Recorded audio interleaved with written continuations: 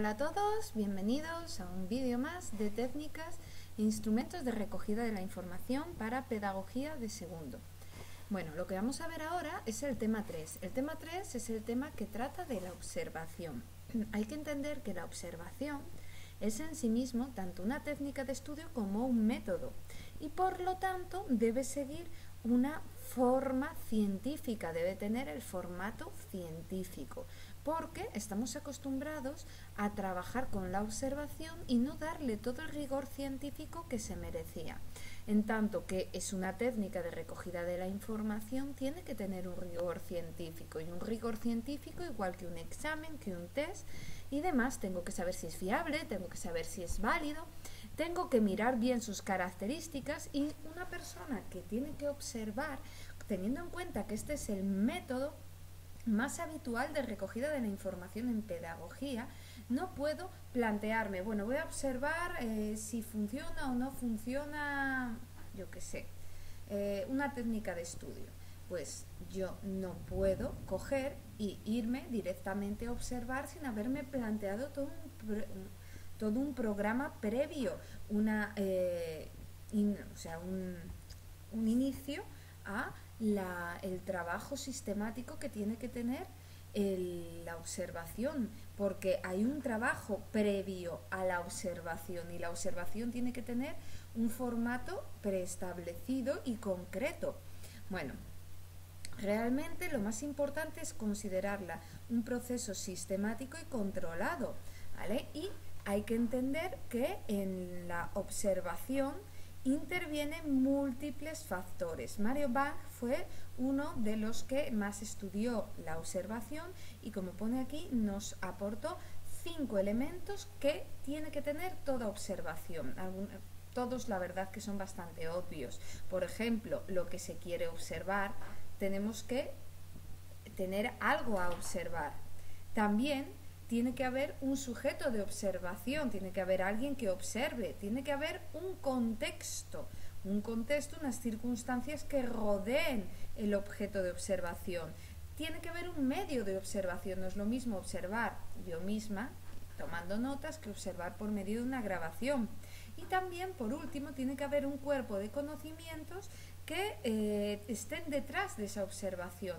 Yo no puedo ponerme a observar sobre una técnica de estudio si no soy profesor y no sé las características que tiene que tener y que me tengo que encontrar a la hora de dar una clase. Yo no puedo ponerme a observar si un tratamiento está funcionando contra la epilepsia si yo no sé lo que es la epilepsia y las características que tiene. Así, yo siempre tengo que tener un cuerpo de conocimientos base que me ayuda a trabajar.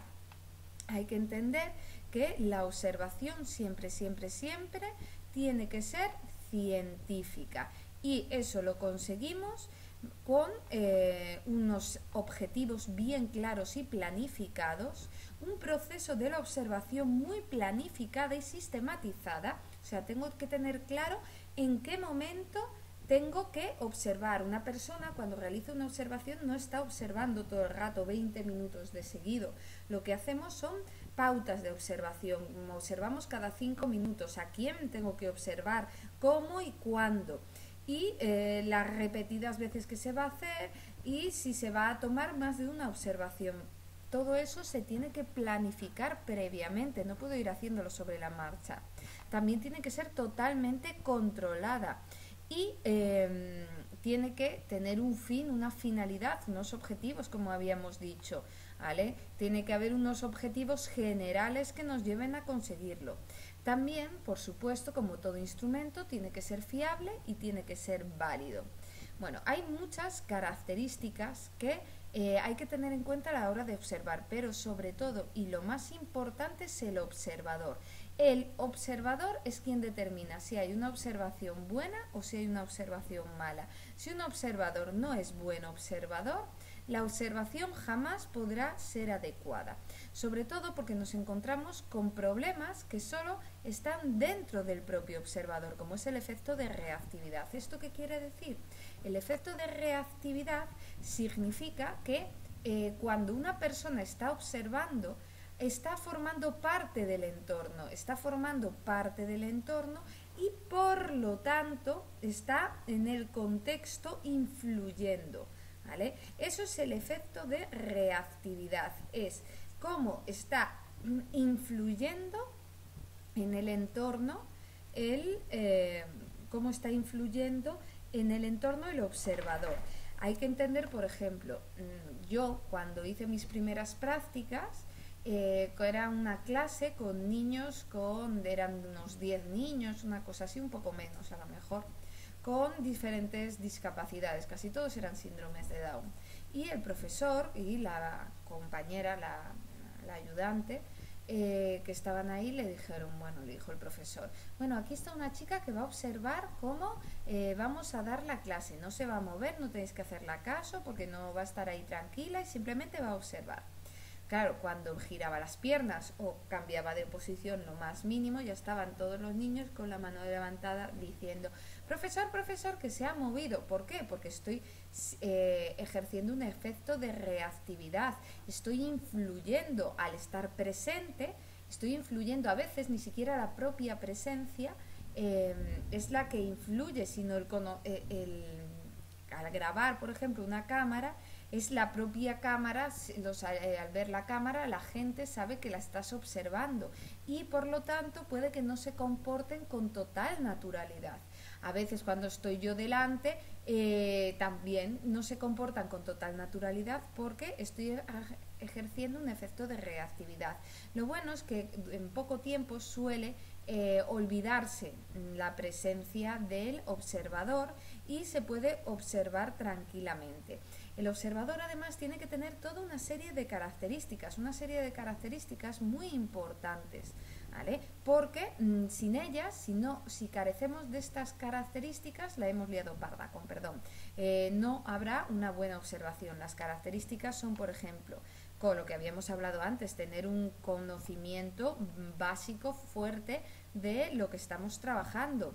Tiene que ser imparcial, tiene que tener madurez mental, bueno, esto es de lógica y debe ser discreto, también tiene que tener capacidad de comunicación, tiene que ser tranquilo, tiene que estar descansado, tiene que ser capaz de escuchar, tiene que intentar no hacerse notar y tiene que tener capacidad de razonamiento, empatía y capacidad de autocrítica. Aparte de esto, como os digo, es importante, lo siguiente, que tenga capacidad de relacionarse con los otros para poder observar tranquilamente.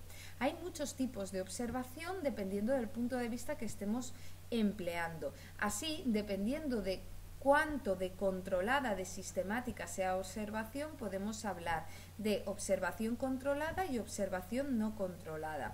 Vamos a entender la observación controlada como una observación donde el investigador controla todo el entorno. Por ejemplo, sería en un aula o en un laboratorio donde el observador controla lo que hay. Una observación no controlada sería, por otra parte, una observación, por ejemplo, en una plaza, en una fiesta, en una manifestación, en un sitio donde a priori el investigador no está controlando todas las circunstancias y puede pasar cualquier cosa que se escapa del control del investigador. También se puede clasificar a las observaciones según la función que realiza el propio observador. Así se puede hablar de observación no participante, participante y autoobservación. La observación no participante es donde el observador está totalmente ajeno a lo que sucede. El observador simplemente mira. Aquí, por ejemplo, sería, si yo estoy grabando cómo se comportan los alumnos en un aula, pues esa sería una observación no participante porque lo grabo, no lo trabajo directamente. La observación participante, por su parte, sería donde yo estoy dando mismamente la clase, que estoy tomando la información, o yo estoy participando en la manifestación, o estoy participando en las actividades. La autoobservación es una cosa muy novedosa. Por ejemplo, todos habéis visto programas como 60 días con Samantha, o 30 días, no me acuerdo cuántos días, ¿vale? O cómo afecta a nuestro cuerpo comer 30 días en McDonald's, ¿vale? Todas estas formas de observar serían autoobservaciones y son especialmente interesantes cuando necesitamos recoger información no solo externa, sino también de las sensaciones, sentimientos y cosas similares que con una observación no participante, con una participante, no podríamos recoger de la misma forma. Es importante saber qué tipo de observación estamos trabajando, porque dependiendo del tipo de observación va a haber unas características estadísticas u otras. Así, si yo trabajo con una observación participante donde el observador, por ejemplo, es el propio profesor el que está aplicando la técnica, está yendo a la manifestación con las personas, está jugando con los alumnos, en todos estos casos yo estaré trabajando con datos de tipo cualitativo. No sé si os acordáis de la clasificación de las variables del primer tema. En el primer tema hablamos de que había dos tipos de clasificación de las variables en la actualidad. Antes Stevens habló de 3, pero en la actualidad solo se trabaja con 2 tipos de variables: las variables cuantitativas y las variables cualitativas. Las cuantitativas son aquellas numéricas, las cualitativas son estas variables de tipo nominal, que pueden ser de nivel de medida nominal propiamente dicho, nombres que no tengan orden ni jerarquías, o ordinales, que son nombres pero que sí que tienen jerarquía.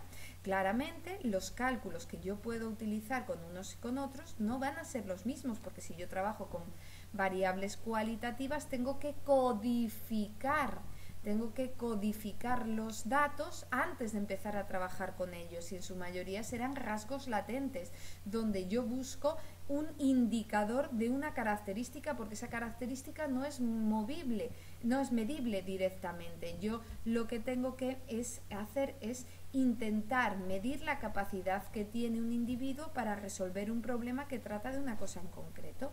En estos casos, cuando trabajo con una observación participante o cualitativa, debo de registrar todo, es muy interesante que se hagan registros anecdóticos, ¿vale? Donde no solo debo escribir el contexto, sino las sensaciones que se nos presentan.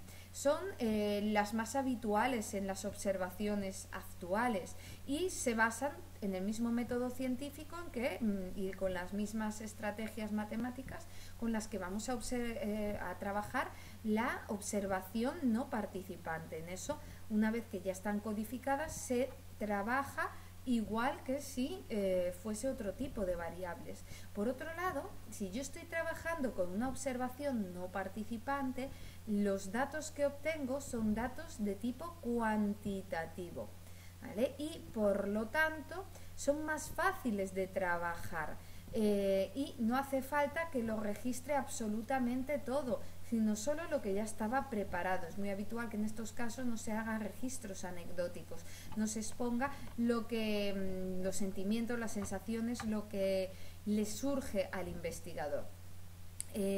Son más fáciles de trabajar, pero a fin de cuentas siempre vamos a tener las mismas características. Hay muchas cosas que puedo llegar a observar, casi todas estas son de lógica. Yo puedo observar un continuo de comportamiento, estar explicando los sucesos que están ocurriendo en una investigación concreta, atributos que son características, conductas que son acciones, interacciones, cómo se relacionan individuos, y productos de conducta, que son las consecuencias a una situación concreta. También tengo que tener en cuenta el proceso de observación, ¿vale? Yo tengo que plasmar unos objetivos al principio y determinar el propósito de la observación, que es plantear los objetivos con sus hipótesis y sus características. Se ha de especificar, por supuesto, todas las condiciones de la observación, todo lo que nos va a rodear, y también las técnicas que vamos a aplicar, no solo para observar, no solo los medios que vamos a utilizar, sino para trabajar con los datos y los análisis de datos posteriores. Así podemos hablar también de que hay tipos diferentes de cosas a observar. Y yo puedo estar observando conductas no verbales, conductas espaciales, conductas extralingüísticas y conductas lingüísticas. Yo puedo observar todas estas características de manera diferente. También hay que tener en cuenta que dependiendo del tipo de observación que vayamos a trabajar, yo tengo que escoger la muestra de una forma u otra. El muestreo más habitual es el que se llama ad libitum o todo vale, o sea que escojo a la gente a dedo según me convenga. Pero después también puedo hacer muestreo de eventos conductuales donde se hacen listas de control o escalas y se buscan actividades prefijadas, conductas prefijadas, y se busca individuos que trabajan con estas conductas. Las muestras focales es donde el observador está mirando en un periodo concreto de tiempo y miramos a la gente que pasa por ese periodo. Y también estará el muestreo secuencial o temporal, que se ven periodos largos, bastante amplios de tiempo y cómo va creciendo, cómo va evolucionando, cómo va cambiando la situación. Ahora que ya hemos visto todas estas características, tengo que entender cómo tengo que prefijar, mejor dicho, todos los datos. Antes de observar, yo tengo que tener preparada una lista donde tengo que poner todo lo que voy a observar. Así yo voy a poder trabajar con listas y registros anecdóticos. En las listas de control tengo que fijar qué es lo que vamos a poder observar. Simplemente fijo todo lo observable, ¿vale? Lo enumero, todos los atributos, las conductas que voy a poder observar y si es el caso, en qué escala puedo observarlas o cuál de todas las características posibles puedo observarlas. Pero hay veces que yo tengo que trabajar con registros anecdóticos, donde no solo tengo que clicar si pasa esto o aquello, sino que tengo que dar mis sensaciones, tengo que explicar situaciones del contexto que me parezcan relevantes, ¿vale? En estos comportamientos, en estas anotaciones, en esto que estamos trabajando. Aquí, por ejemplo, hay un registro anecdótico. Si solo estuviesen las 3 primeras columnas, sería una lista de control, pero como hay una tercera columna donde dice interpretación del incidente, sería un registro anecdótico. Yo tengo que poner la fecha, el lugar, la fecha también con minuto y hora puede ser, y qué es lo que estoy observando. Bueno, pues estas son las características básicas que tengo que tener en la lista con lo que se va a observar de manera sistemática. Es muy habitual que trabajemos con escalas, por lo tanto es muy habitual que cuando yo realizo una observación trabajemos con el tema 6 posteriormente, que habla de cómo trabajar las escalas, o que podamos trabajar con el TRI, porque recordar que cuando trabajábamos el TRI trabajábamos rasgos latentes. Cuando yo hablo de escalas, cuando digo, dígame qué opina usted de la educación inclusiva. Valóremelo de 1 a 5, donde 1 es muy baja y 5 excelente. Pues así tendría que ir trabajando. En principio, también podemos encontrarnos otra forma de listas de control, donde yo miraré cada cosa a observar y crearé una tablita como esta, donde pongo el indicador que quiero observar, entrega los trabajos a tiempo y simplemente tengo que tachar lo que a mí me interesa observar. También podría llegar a convertirse en registro de control si expongo mi opinión al respecto en la casilla, no solo la tacho. Bueno, así yo tengo que tener en cuenta que hay que tener una serie de características en la observación. Lo más importante, sin lugar a dudas, es que sea sistemático y que trabajemos con categorías, con escalas bien definidas previamente. Además, hay dimensionalidad, porque puede que haya diferentes puntos de vista. El observador es un ser subjetivo y por lo tanto, si yo estoy apuntando lo que estoy observando, a lo mejor eso es desde mi punto de vista, porque desde el punto de vista de otra persona no sea así. Una vez que ya he observado, que yo ya lo tengo todo puesto en listas, tendré que empezar a trabajar con esos datos, y para ello yo lo que tengo que crear es toda una serie de frecuencias. Tengo que crear frecuencias, entre ellas, dos de ellas ya las habéis visto en estadística de primero, como será la frecuencia absoluta y la frecuencia relativa. La frecuencia absoluta me dice el número de veces que aparece un valor, mientras la frecuencia relativa lo que me dice es el número de veces que aparece un valor dividido entre el total de observaciones que hay. Ahora vamos a ver un ejemplo de cómo lo preguntaron esto en el año anterior. Pero aparte de esto tenemos otras frecuencias, otras formas otras unidades de medida, para ser exactos, ¿vale? También tenemos la duración relativa y también tenemos, tenemos la tasa de ocurrencia. La tasa de ocurrencia se hace mirando el número de veces que ha ocurrido algo en un total de tiempo. Para ello necesito tener también el total de tiempo. Y después, la duración relativa significa que para cada acción, para cada escala que está apuntada, tengo que saber además cuál es la cantidad de tiempo que se ha dedicado a cada punto en concreto, y esa sería la duración relativa. Bueno, vamos a ver que se representará por este símbolo de aquí que está pi, ¿vale? También tengo que entender que hay una cosa que es el tiempo de latencia, que me puede interesar recogerlo, que es parecido a la frecuencia absoluta. El tiempo de latencia es cuánto tiempo tarda entre que yo recojo o sea, que me pasa una acción y puedo observar la reacción a esa acción.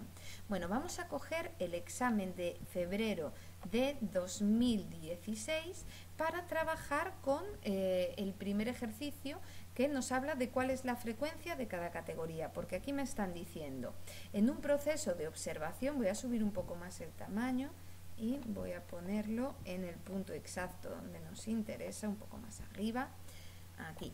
En un proceso de observación, un observador toma nota de las categorías de interacción con sus estudiantes. En total se producen 6 categorías, o sea que se puedan medir 1, 2, 3, 4, 5 y 6, donde 1 a lo mejor es que el niño está hablando, 2 que está trabajando, 3 que está, yo qué sé, está portándose mal, 4 que se está durmiendo y 5, no sé, así cada uno, ¿vale? Que se tiene que haber fijado previamente por el observador. Y tiene los resultados de 40 observaciones. Y los resultados son los que aparecen ahí. Me dice, ¿cuál es la frecuencia de cada categoría? Bueno, voy a cortar y pegar estos datos y a partir de estos datos vamos a trabajar. Aquí solo vamos a poder trabajar con 2 frecuencias, la frecuencia relativa y la frecuencia absoluta. No vamos a poder trabajar con más frecuencias porque, si nos fijamos, al no darnos el tiempo que ha durado la observación, pues no podríamos dar otro tipo de cálculo. Lo primero que tendríamos que mirar en este caso sería la frecuencia absoluta, que nos indica el número de veces que se repite un valor. Así, la frecuencia absoluta de unos será ¿cuántos unos hay? Si yo voy mirando, aquí hay uno, aquí hay otro, aquí hay otro, aquí hay otro. En total yo sé que hay 10. ¿Vale? Pues la frecuencia absoluta de 1 será 10, la frecuencia absoluta de doses será 8, porque sé que hay 8 doses. Y, por ejemplo, ahora la frecuencia relativa, cuya forma o proporción, que también le llaman, cuya fórmula es la frecuencia absoluta dividido entre el total. Bueno, pues eso lo tendría que mirar ahora mismo. La frecuencia absoluta de unos sería 10 y el total de observaciones son 40, por eso 10 entre 40 será la frecuencia relativa de estas observaciones. Uy, ¿por qué iba a poner 80? Entre 40 será la frecuencia relativa de estas observaciones. Vamos a coger la calculadora y hacemos 10 entre 40, 10 entre 40 me da 0,25, pues esa sería la frecuencia relativa. Sí, imaginaros que me han dado el tiempo que ha estado el observador observando, que el observador ha estado 50 minutos. En este caso puedo escribir la tasa de ocurrencia, que se escribirá como una V y una J pequeñita, que es la lista de control o escala con la que estoy trabajando. Así, si yo, por ejemplo, estoy trabajando con el número 1, ¿cuántas observaciones se han realizado en ese momento? ¿Vale? Y lo tendré que son 10, y lo tendré que dividir entre el tiempo de observación, que son 50 minutos. Pues ahí me daría 0,2, que será, lo compruebo, 10 entre 50 me da 0,2, que sería el tiempo de duración que tenemos relativo con los datos que nosotros tenemos. Sí, yo también podré hacer la duración relativa, que será simplemente, bueno, se representará con una pi de, por ejemplo, de 1. Para hacer esto yo necesitaría saber cuánto tiempo he estado en cada vez que ha apuntado 1. Por ejemplo, si uno es que he estado hablando, yo digo, aquí he estado 2 minutos, aquí he estado 30 segundos, aquí habrá estado 40 segundos, aquí habrá estado 15, aquí ha estado 1 minuto, aquí ha estado 30 y 30, otro minuto más en estos dos. En este de aquí ha estado 40 segundos y en este de aquí ha estado 30, de un total de 50 minutos. Para hacer la duración relativa, primero de todo, lo que esté a minutos lo paso a segundos, ¿vale? O lo paso todo a minutos. Esas son las dos opciones, o lo paso todo a segundos o lo paso todo a minutos. Aquí me están diciendo que hay 2 minutos, que eso es igual a 60, ¿qué digo yo? 60 no, 120 segundos, ¿vale? 120 segundos más 30 segundos, a ver, 120 más 30 más 40 más 15, nos aparece 1 minuto y otro minuto, o sea, otros 120 segundos más 40 segundos más 30 segundos, un total de 395. Pues la duración relativa será 395, que será el tiempo en que se observa la categoría 1 dividido entre los segundos totales, que será 50 minutos por 60 me da 3000. Así tendré la duración relativa, que será 395 entre 3000, me da 0,13. La duración relativa es de 0,13, que equivaldría al 13% del tiempo estado haciendo la actividad 1, aunque es el que tiene la frecuencia relativa la frecuencia absoluta más alta, es lo que más se observa. No tiene mucho tiempo, no dura mucho tiempo esta observación, por lo tanto, muy útil. Ya veis para qué sirve estas unidades, porque así yo puedo interpretar bastante bien. También vamos a ver este ejercicio B, que nos dice que hagamos una tabla de frecuencias. Para ello yo tengo que entender cómo se hace la fiabilidad y la validez. La validez podría ser de dos formas: una validez por contenido, que es muy sencilla, simplemente le paso a un experto los datos y compruebo, o sea, el experto comprueba si los datos que tenemos son buenos o no son buenos, ni más ni menos, es así de sencillo. Simplemente un experto comprueba si mi ítem es adecuado o no lo es, ¿vale? La otra forma de mirar la validez es que yo observe una cosa que tenga un tema concreto en un grupo en concreto y otro observador diferente observe en otra muestra y compare los datos que tengo yo en mi muestra con los datos que tiene la persona en otra muestra, y así podremos saber la validez, comparándolo por medio de una correlación Pearson, sin más. Correlación Pearson, que era la que utilizábamos, por ejemplo, para hacer la correlación Pearson era la que utilizábamos para hacer el índice de discriminación, ¿vale? O sea, cojo los datos que me da mi observación, codificados por supuesto, y los comparo por medio de una Pearson con los datos que le da otra observación diferente, un observador que sabemos que es un observador criterio, un observador que ya sabemos que es un gran observador. Pues bueno, eso sería la forma de saber la observación. La fiabilidad, por su parte, siempre que trabajamos con observación, se trabajará por medio del kappa-Cohen. Kappa-Cohen que ya hemos aprendido a utilizar en vídeos anteriores. De todas maneras, vamos a hacer un ejemplo de kappa-Cohen. Para ello, he cogido un examen de años anteriores. Recordar que esta actividad, el kappa-Cohen, cae casi todos los años, por no decir todos los años. O sea que es importante que lo tengáis bien trabajado, que lo sepáis trabajar de manera adecuada. Aquí he cogido el examen, como podéis ver, de 2013, febrero, segunda semana. Y me dice aquí, en un proceso de observación, los resultados de los sucesos observados han sido los que muestran en la siguiente tabla. Esta tabla también se le puede llamar tabla de contingencia. Y hay veces que la voy a utilizar aunque no esté buscando la fiabilidad, ¿vale? Que simplemente quiero tener clasificados los datos que obtengo. ¿Vale? Esto lo vamos a ver en el examen de 2016, febrero, segunda semana. Y aquí me dice, realiza los cálculos pertinentes para averiguar si los datos son fiables. Para saber si son fiables o no, tengo que calcular el kappa-Cohen, que es el método de fiabilidad para la observación. Voy a recortar los datos de aquí, si me deja, se lo pediremos por favor, a ver si quiere. Y los vamos a poner en un paint. Vamos a quitar lo que estaba de antes y vamos a hacer un paint. ¿Vale?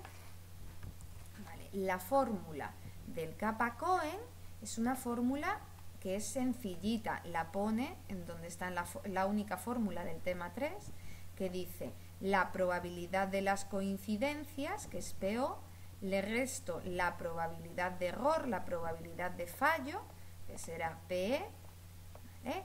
Y todo ello va dividido entre 1 menos PE. Bueno, tendremos que saber qué es PO y PE. PO es la probabilidad de las coincidencias. PO es la probabilidad de las coincidencias que se hace cogiendo cogiendo el número de coincidencias que hay, que se ve con una diagonalita, a ver si soy capaz de ponerla, ¿vale? Con esta diagonal de las coincidencias C1 con C1, C2 con C2, C3 con C3 y C4 con C4, las sumo y una vez que ya las tengo sumadas, hago 0 más 2 más 4, 6 más 3, 9, será 9. Lo convierto en proporción. Para ello lo divido entre el total de observaciones que se hace con el sumatorio de las filas y de las columnas. Y yo sumo todas las filas, 3 y 10, 13, 13 y 8, 21, más 6, 27, y por este lado, 6 y 9 serán 15, 15 y... Uy, que la lío. 15 y 5 son 20, 20 más 7, 27. Coincide, entonces está bien hecho. Para hacer la proporción de las coincidencias sería 9 partido 27. Yo no me lo sé, pero mi calculadora sí. Entonces hacemos 9 entre 27, que da 0,33. Esa será la PO que tengo que sustituir en la fórmula. Ahora me queda lo más difícil, que será la PE. La P es las diagonalitas pequeñitas convertidas en proporción y multiplicadas. Yo puedo convertirlo en proporción antes o después de multiplicar, eso daría igual, pero siempre tendrán que estar, a ver si soy capaz, uy, ya la he liado. A ver, a mí me cuesta horrores hacer esto, unión de flechas, ¿vale? A ver, este va con este de aquí. A ver si soy... Venga, perfecto. Y este último con este último. Ay, sabía yo que se me había quedado un poco... Bueno, empecemos. Yo siempre lo que hago son las proporciones antes. Hago 7 entre 27, ¿vale? Que estoy mirando la primera columna, ¿vale? El primer valor lo hago en proporción y me queda 0,26 redondeando. Aquí hay que redondear por lo alto, por lo bajo. El siguiente será 5 entre 27, que da 0,19, porque también hay que redondearlo. 0,19. La siguiente es 9 entre 27, da 0,33. Claro, lo acabamos de hacer, qué tontería. 0,33. Y el siguiente es 6 entre 27, que da 0,22. El otro 6 entre 27 también va a dar 0,22. Este de aquí también va a dar 0,22. El 8 entre 27 será 0,3. 0,3. 10 entre 27 da 0,37. 0,37. Y 3 entre 27 será 0,11. Ahora yo ya podría hacer la PE. La PE simplemente se hace, bueno, simplemente, es una forma de hablar, cojo, yo empiezo de abajo a arriba, pero bueno, cada cual puede empezar por donde quiera. Yo tengo que multiplicar estas diagonalitas azules. En la proporción, por supuesto, hago 0,22, tendría que ponerlo entre paréntesis, 0,22 por 0,22. Y el resultado sumárselo a la siguiente diagonal, que será 0,33 por 0,3. Y el resultado sumárselo, ojo al dato que se suma, no se multiplica, sumárselo a la siguiente diagonal, que será 0,19 por 0,37. Y el último, y no por ello menos importante, que será 0,26 por 0,11. Bueno, pues aquí ya tendría absolutamente todo y puedo empezar haciendo 0,22 por 0,22 me queda 0, voy cogiendo los datos y copiando 0,0484 más el siguiente, que será 0,33 por 0,3 me da 0,099. El siguiente será 0,19 por 0,37, que da 0,07. Y el último, que será 0,26 por 0,11, está 0,03 redondeando. Bueno, pues ya puedo sumar todo esto y esta será la P, la probabilidad de error. Sería, un segundito, a ver si soy capaz de hacerlo, porque 0,0484 más 0,099 más 0,07 más 0,03, perdón, es 0,25 redondeando. Pues aquí tendría, si quiere escribir, aquí 0,25, que es la probabilidad de error. Con estos datos ya puedo sustituir la fórmula, que será 0,33 menos 0,25, todo ello dividido entre 1 menos 0,25, 0,25. Y así tendríamos 0,33. 0,33 menos 0,25 me da 0,08. Todo ello dividido entre 0,75, a ver cuánto nos dará, que sería el valor del kappa Cohen. 0,08 entre 0,75 da 0,11 redondeando. 0,11. Esto sería una fiabilidad mala, ¿vale? Porque realmente, vamos a coger los datos, hay una tabla que hicieron unos señores que se llamaban Landich y Koch, que nos dieron cómo interpretar estos valores, ¿vale? Que sería esta tablita de aquí. Si el valor está entre 0 y 0,2 es que la fiabilidad es insignificante. Como mínimo tiene que tener una fiabilidad de 0,6 para ser buena.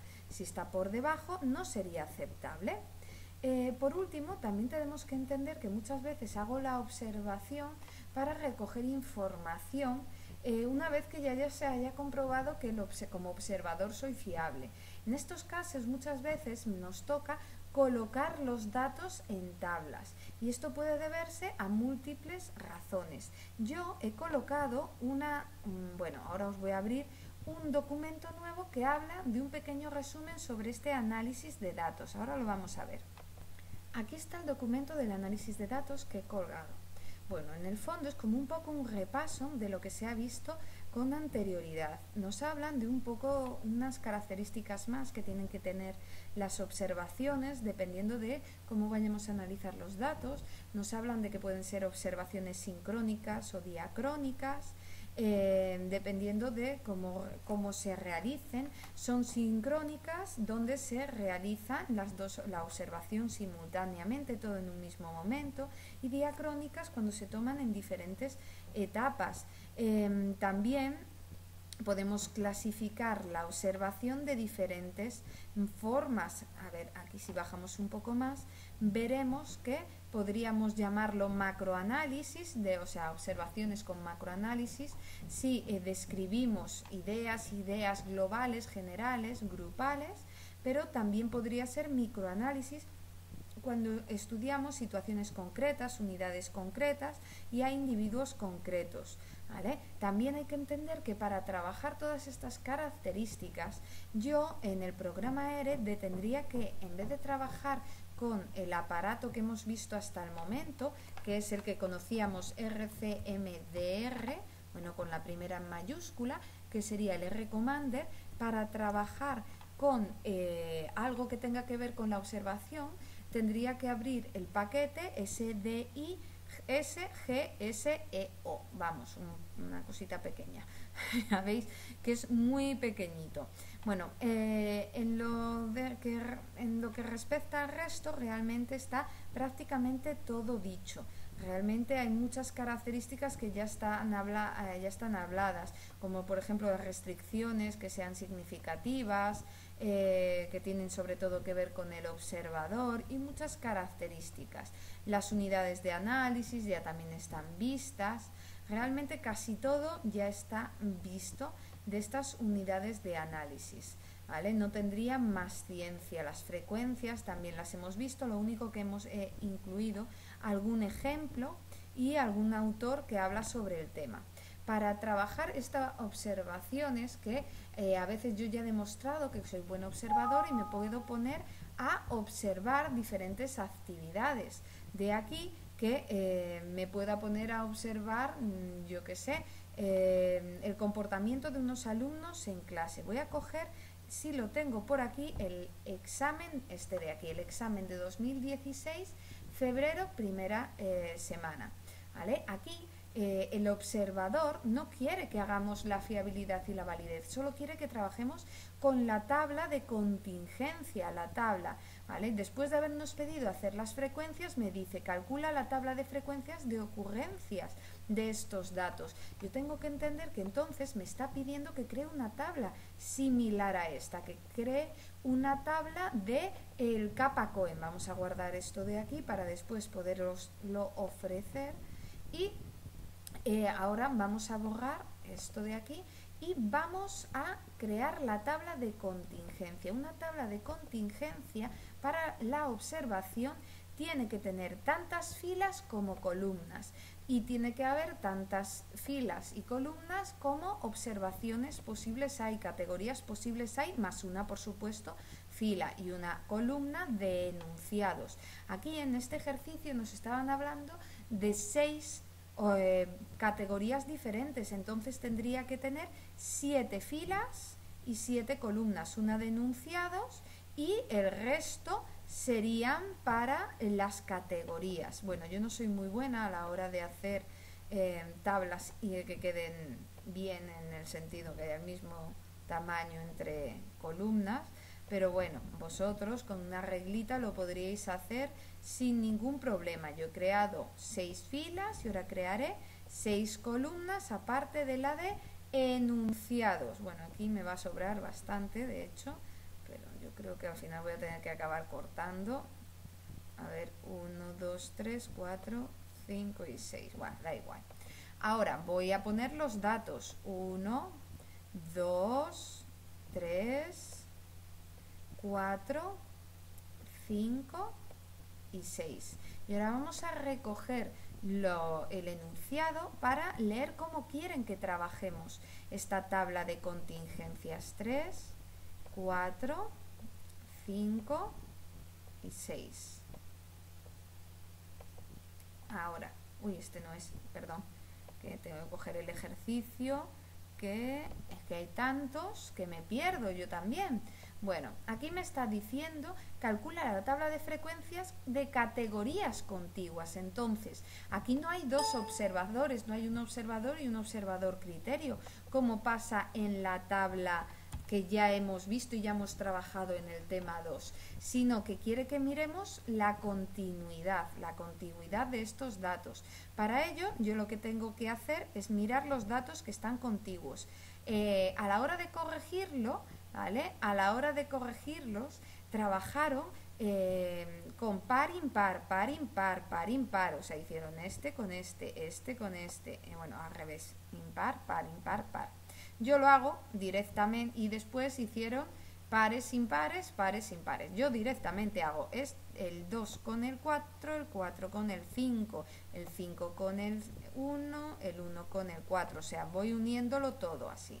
Esto todo así no lo hago de 2 veces, sino que lo hago todo de una como Fuentevejuna, ¿vale?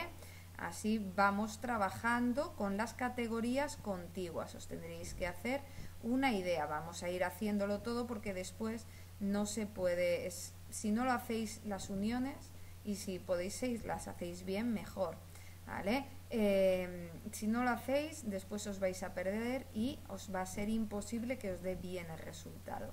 Tenéis que hacer todas las uniones, todas las uniones, todas las uniones. Y ahora, como me piden las categorías contiguas, ojo, el 2 está unido con este 6, ¿vale? Y después el 6 con el 6, el 6 con el 2 con el 3 y el 3 con el 2. Y ahora tengo que mirar cuántas veces hay unos unos, que haya unos unos. Yo aquí veo 1 y 2 casos, porque más unos unos no hay, entonces pondré aquí 2. ¿Cuántos 2 unos hay? Pues tendría que ir mirando de todos estos valores de aquí. Veo que 2 unos hay 1, hay 2, hay 3 y no hay más, porque no es lo mismo 2 unos que 1 2. Entonces aquí pondría 3. 3 unos, ¿cuántos hay? Pues 3 unos tendría que ir mirando, no unos 3, 3 unos, ¿vale? Tendría que ir mirando poco a poco porque es muy fácil perderos. Aquí hay 1 y creo que solo había 1. Bueno, pues aquí pondría 1. 4 unos, ¿cuántos 4 unos hay? 4 unos, aquí hay 1 y creo que no me he dejado ninguno más, pues pondría aquí un 1.